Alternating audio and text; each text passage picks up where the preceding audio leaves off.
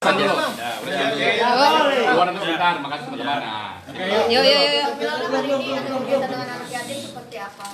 Ya, jadi memang ini adalah keinginan dari Vanessa yang dia sampaikan ke saya dan ke teman-teman kuasa hukum. Jadi pada waktu sebelum keluar dari Medaeng, dia sudah sampaikan bahwa hal yang pertama dia pengen lakukan setelah sampai di Jakarta adalah nanti ke makam ibunya. Kedua, dia pengen bikin syukuran dengan anak-anak yatim. Jadi kita penuhin lah hari ini kemauannya dia. Untuk ke makam ibunya sendiri udah dilaksanakan apa belum? Udah tadi pagi. Tadi pagi udah ke makam ibunya. Kan rencananya sama orang tuanya ya? Kalau tadi pagi sama orang tuanya? Tidak ada rencana dengan orang tuanya, tidak ada. Vanessa sendiri tadi pagi. Sama papanya gimana bang? Udah ketemu atau belum? Saya nggak tahu kalau udah ketemu atau belum, tapi kayaknya belum karena setahu saya papanya di luar kota ya. Saya nggak tahu juga ya. Tapi yang jelas kalau komunikasi dengan papanya itu urusannya Vanessa dengan papanya. Saya dan tim kuasa hukum tidak pernah ikut campur urusan Vanessa dan papanya. Bang, kemarin Vanessa dijemput sama siapa waktu keluar dari ini? Kalau keluar dari Medaeng kemarin dijemput sama kuasa hukum dan tantenya dari keluarga mamanya dan teman-temannya yang juga. Tapi alasannya kenapa sih Vanessa nggak mau dijemput sama papanya? Mungkin dari Enggak, jadi kalau yang saya tahu memang ada chat antara papa dan papanya dengan Vanessa. Yang Vanessa menyampaikan bahwa tidak usahlah karena sudah banyak yang jemput. Cuman memang kalau alasan kenapa mungkin tidak mau papanya, karena mungkin pertanyaannya karena papanya nanya jemput apa tidak. Sebenarnya Vanessa lebih pengennya sebenarnya tidak perlu ngomong ke siapapun, datang aja jemput. Sebenarnya itu sih lebih kepada itu sebenarnya. Kalaupun Vanessa bilang ya sudah udah banyak yang jemput, dia berharap sebenarnya papanya tetap datang sebenarnya. Cuman karena papanya bilang oh ya sudah papa tidak jemput, ya sudah. Jadi lebih ke situ sih sebenarnya, bukan ya kekecewaannya di situ sebenarnya. Dia berharap sebenarnya walaupun dibilang nggak tetap datang, cuman karena mungkin papanya punya kesibukan juga ya sudah kita maklumin lah. Vanessa kenapa nggak mau ngomong? Kalau komunikasinya antara Vanessa dengan papanya kita nggak mau tahu. Kita tidak pernah ikut campur dan tidak mau tahu. Cuman Vanessa yang cerita ke kita. Balik kenapa nggak mau ngomong di TV? Bisa ngomong. Nah, untuk ke teman-teman media, mohon maaf, bukan Vanessa tidak mau bicara. Nanti ada waktunya Vanessa akan bicara. Cuman karena dia terikat dengan kontrak eksklusif dengan salah satu televisi yang dia dikontrak eksklusif untuk saat ini belum bisa memberikan keterangan apapun. Karena program ini bercerita tentang diary yang dia tulis selama dia menjalani proses dari Polda sebelum di Polda sampai di Polda sampai ke Medaeng. Jadi ini yang lagi diangkat. Jadi mungkin nanti setelah tanggal 21 mungkin bisa sama teman-teman lah. Oke. Mbak Lydia, mungkin Vanessa setelah ini mau syuting lagi atau rencana kedepannya Vanessa apa? Iya, kalau syuting pasti ya, tawaran juga banyak. Tapi ya itu yang saya bilang, Bang Ano bilang masih ada kontrak eksklusif. Kemungkinan setelah tanggal 21. 21 Juli. Yes, benar. Mbak Lydia kan Tadi pakai program hijab yang gimana? ingin membuat eksklusif kehidupan Vanessa, kenapa akhirnya memilih ini program ini? Apakah memang budgetnya lebih besar atau seperti apa? Kalau dibilang budgetnya lebih besar sih enggak ya Bang Ano ya. Cuman karena memang kebetulan yang kontrak ini adanya berlokasinya di Surabaya. Jadi dia yang lebih duluan seperti itu. Nggak mungkin juga kan nggak semua orang juga bisa masuk. Terus komunikasinya juga lebih sering di Surabaya kan, karena aku juga di Jakarta. Bang Ano juga punya kesibukan lain. Tapi ada komunikasi yang intens ya akhirnya ini buat kita. Tapi memang ada beberapa program yang menawarkan eksklusif. Ada, tapi kan saya nggak mungkin masukin semua dimasukin kan. Ya udah ini satu ya udah. Sejak kapan sih begitu kontrak? Kalau nggak salah sih seminggu sebelum keluar ya. Ya, jadi sudah diambilnya dari sebelum keluar dari Medaeng sudah program kontraknya sudah berjalan. Vanessa mau hijab beneran? Enggak, kalau Enggak, hijab belum. itu balik lagi ke dia. Cuman kalau saya nanya sih belum. Kayak kemarin di mana Ada keinginan untuk berhijab ada, cuman belum. Saat ini Kita lihat nanti lah ke depan seperti apa. Intinya kan dia pengen jadi manusia yang lebih baik lah setelah keluar ini. Kalau dari Vanessa sendiri pengennya tuh main sinetron lagi atau seperti apa sih Mbak? Kalau Maksudnya saya buru-buru? sebagai manajer atau Vanessa sih mau apa aja ya, nyanyi bisa, MC bisa, host bisa, main sinetron bisa. Pokoknya mana yang dapat tawaran dulu nih saya ambil. Film juga ada. Tadi sebenarnya kita meeting film sama Mas Sestu juga, sutradara kan, untuk ngangkat ceritanya Vanessa. Dan ini memang sudah dibicarakan jauh sebelum Vanessa masih di Medaeng sebenarnya. Ini nanti kita intens lah ke depan. Bang, Karena ini baru pertemuan pertama. Jadi program yang di ini terkait soal proses hukum itu ya? Sebenarnya lebih pada cerita kehidupan dia selama 5 bulan dari di Polda sampai di Medaeng. Banyak cerita kok, banyak cerita yang bisa digali selama dia di titik nol ya. Ibaratnya ini dia bilang titik terendah dalam hidup dia, dan mungkin bukan cuma dia, semua orang yang ada di dalam itu. Karena dia merasakan kan bagaimana di ruang isolasi, tidur yang kamar yang cuma muat 10 orang tapi diisi 40 orang, ya lebih seperti itulah. Sana atau gimana? Ya betul. Kemarin kan kebebasan Vanessa pergi ke Bandung untuk perawatan segala macam, sih seperti apa sih Vanessa sendiri kayaknya happy banget. Ya iyalah Mbak, di dalam kan nggak bisa ngapa-ngapain, cuman bangun pagi, senam, makan, apalah segala macam. Ya memang dibilang pokoknya gue mau perawatan. Ya, kebetulan aku dapat kerjaan untuk perawatan, ya kenapa enggak gitu. Jadi perawatannya di endorse ya atau seperti apa sih? Seperti itulah. Ada niat. Intinya keluar dari Medaeng menjemput rezeki lagi lah. Mas Ano, kenapa sih tidak bandingkan tidak merasa bersalah? Kita memikirkan langkah hukum yang lain. Bukan banding kan bukan salah satu langkah hukum yang bisa kita tempuh.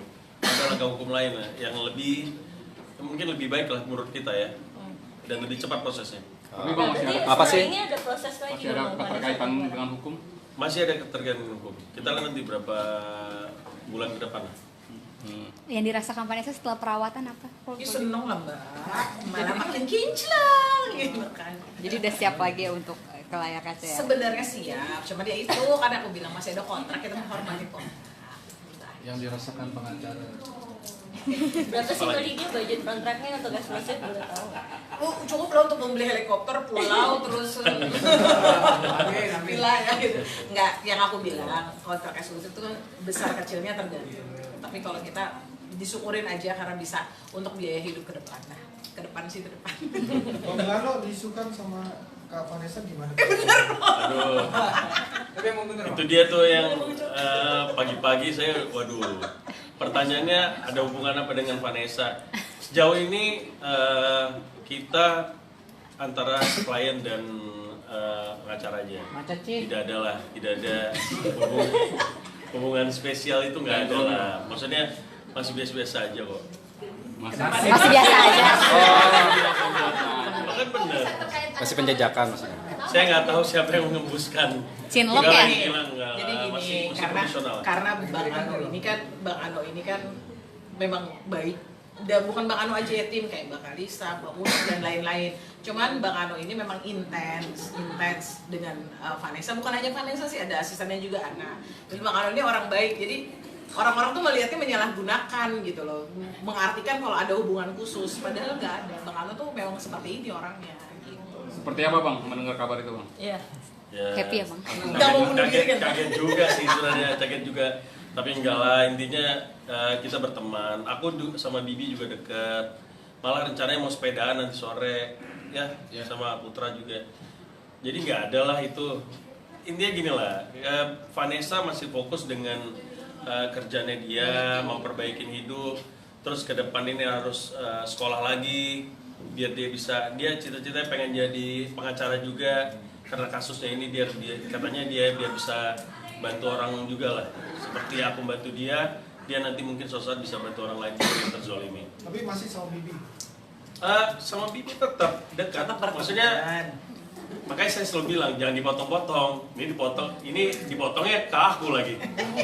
Jadi enggak, intinya putus dari Bibi tapi kan tetap berteman. Tapi kedepannya seperti apa, kan dia tahu gitu loh. kan bisa aja nanti kebalikan lagi, malah jadi malah meret sama Bibi, kan kita nggak tahu ke depan. Berarti masih Tapi komunikasi gitu kan? Ya, Masih komunikasi. komunikasi masih. Kemarin jalan aku juga bareng sama Bibi. Yo. Tapi Bang, sosok Vanessa seperti apa Bang? Ya, Selama ini dekat menjadi kalayan.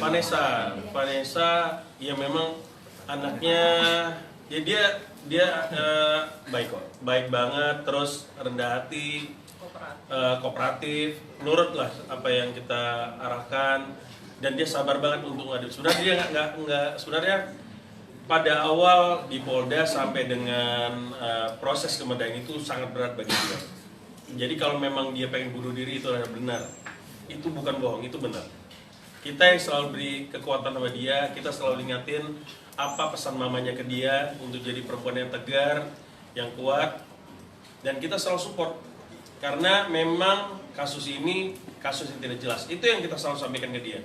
Kita selalu tunjukin bukti-bukti fakta-fakta hukum yang sebenarnya itu yang bikin dia kuat, bahwa dia ini adalah korban dari suatu konspirasi. Berarti Vanessa sudah terima dengan keputusan itu Bang, atau masih ada lama? Dia terima, ya walaupun dengan berat hati dia terima. Intinya kan biar selesai kasus ini juga cepat selesai. Dia sudah memaafkan juga orang-orang yang sudah zalim sama dia.